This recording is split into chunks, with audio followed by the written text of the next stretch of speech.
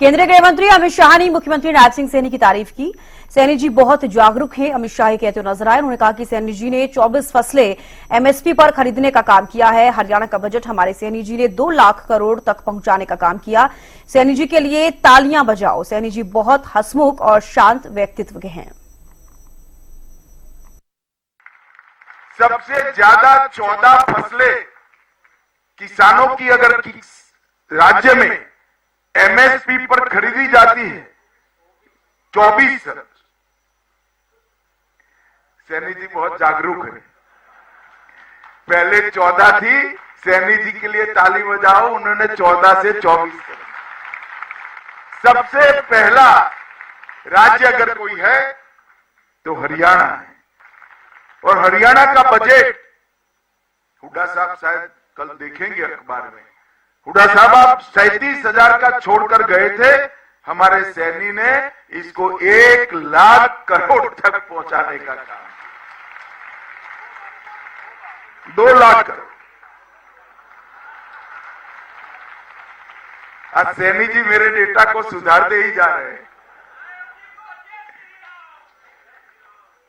इसका मतलब कि आप जीडीपी भी बढ़ा रहे हो, जनता की सुख सुविधा भी बढ़ा रहे हो, गरीबों को भी आगे लाने का काम कर रहे हो और इंफ्रास्ट्रक्चर भी बना रहे हो। ढेर सारे काम है, आज विषय नहीं है इंफ्रास्ट्रक्चर पर बोलने का।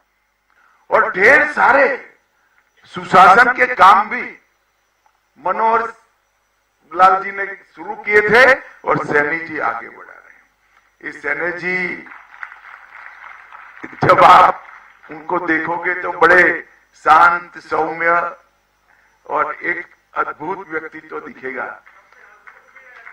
हंसमुख तो है ही, पर इसके साथ साथ कठोर प्रशासक भी है। प्रशासन पर पूरी उसकी पकड़ है। जब हरियाणा में चुनाव की शुरुआत आई तब कुछ सुधार करने जरूरी थे। मेरे घर पर एक मीटिंग हुई, कुछ निर्णय हुए, 22-23 निर्णय हुए थे। मैं इसको दोहराना नहीं चाहता, परंतु बैठक के बाद मैंने सैनी को अकेले में कहा कि सैनी जी ये बहुत कठिन है, इतने 2.5 महीने में 3 महीने में सब पूरा करना।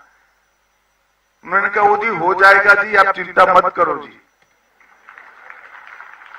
मुझे लगा चलो अच्छा है, कर ही लेंगे। मगर साहब चुनाव की घोषणा के पहले सारे के सारे काम नायब सिंह ने पूरे कर दिए थे और ये इसकी प्रशासनिक क्षमता का उदाहरण। जब जनता के बीच में से उठकर एक सामान्य व्यक्ति राज्य के शासन की धुरा संभालता है, तब किस प्रकार का परिवर्तन आता है, इसका आदर्श उदाहरण हमारे नायब सैनी है। और इसीलिए कोई भी समस्या लेकर जाओ वो हंसते हैं और हंसकर इसका स्वागत भी करते हैं और समाधान